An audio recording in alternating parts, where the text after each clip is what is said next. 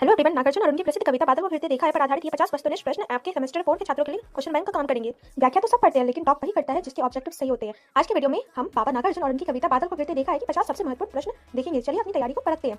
सबसे पहले भाग 1 में कवि नागार्जुन का परिचय, उनसे संबंधित कुछ ऑब्जेक्टिव्स है। पहला क्वेश्चन हमारा, नागार्जुन का वास्तविक नाम क्या था? वैद्यनाथ मिश्र। नागार्जुन का जन्म कब हुआ था? 1911 में। नागार्जुन का जन्म किस राज्य में हुआ था? बिहार। मैथिली भाषा में नागार्जुन किस नाम से लिखते थे? यात्री। नागार्जुन को किस नाम से पुकारा जाता है? आधुनिक कबीर। नागार्जुन ने किस धर्म की दीक्षा ली थी?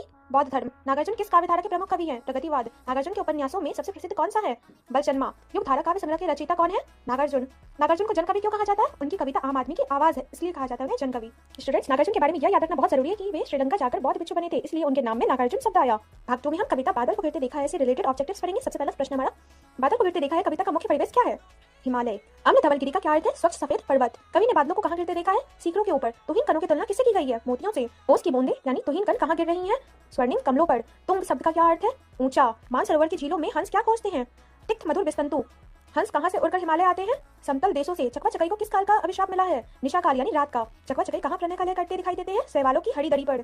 कस्तूरी मृग की नाभि से क्या निकलता है? उन्मादिक परिमल यानी सुगंध। कस्तूरी मृग अपने आप पर क्यों चिढ़ता है? क्योंकि उसे सुगंध बाहर नहीं मिलती, जबकि वो सुगंध उसके अंदर ही है। नागार्जुन ने धनपति कुबेर की नगरी किसे कहा है?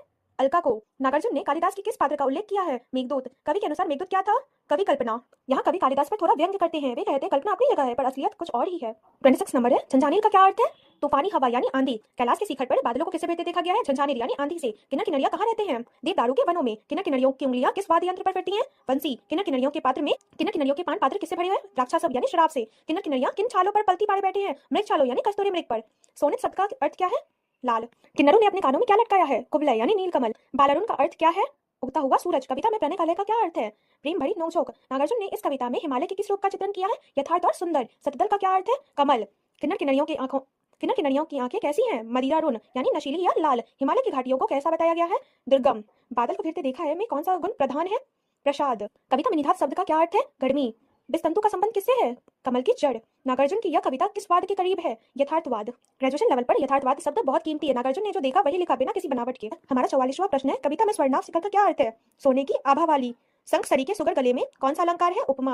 नागार्जुन को किनका कवि भी कहा जाता है? यह सत्य है या सत्य? असत्य, क्योंकि केदारनाथ अग्रवाल को कहा जाता है। मैंने आपको बताया था ना पिछले वीडियो में। किन्नर किन्नरियों ने वेणी यानी चोटी में क्या सजाया है? लाल कमल। परिमल शब्द का पर्यायवाची क्या है? सुगंध। यह कविता नागार्जुन के किस अनुभव को दर्शाती है? हिमालय की घुमक्कड़ी। बादल को फिरते देखा है कि भाषा कैसी है? संस्कृतनिष्ठ, खड़ी बोली। तो ये थे नागार्जुन और उनकी कविता के 50 सबसे महत्वपूर्ण सवाल। अगर आपने इन्हें याद कर लिया तो एग्जाम में ऑब्जेक्टिव की चिंता छोड़ दीजिएगा। इसका पीडीएफ चाहिए तो कमेंट करें। अगले वीडियो में अपने नेक्स्ट टॉपिक पर चलेंगे। अगर वीडियो अच्छी लगे then like, share and subscribe. Study with smile.